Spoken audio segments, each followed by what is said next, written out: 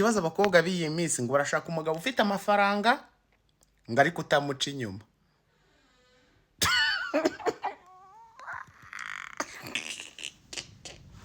Uri guhigira amata ku kimasa, umugabo ntabaho. Urumva, reka musobanurire.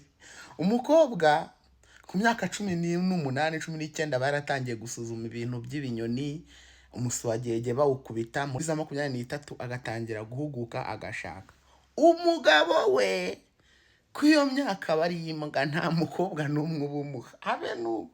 Ushaka gusanga umugabo wifite nk'imyaka 30 akiri imanzi kubera iki nta umuha. Urumva, noneho rero muri ya myaka 35 nibwo umufatirana amaze kubona amafaranga ukumva yakubera umugabo. Uwo ni umugabo mutoya, uwo ni umuti wagerageze gukora.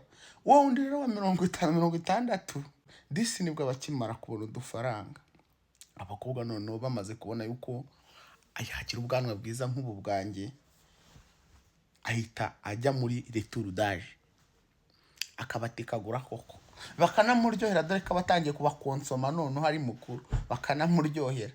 Ujyana umugabo w'umukire ariko ukaba ujyanye n'umusambanyi. Ibyo oya ko ngangwa abagabo bafite amafaranga ni lazima. Cyese nyine nushaka umuntu nkanjye nyine ukiyubaka tukazamukana, wabishobora.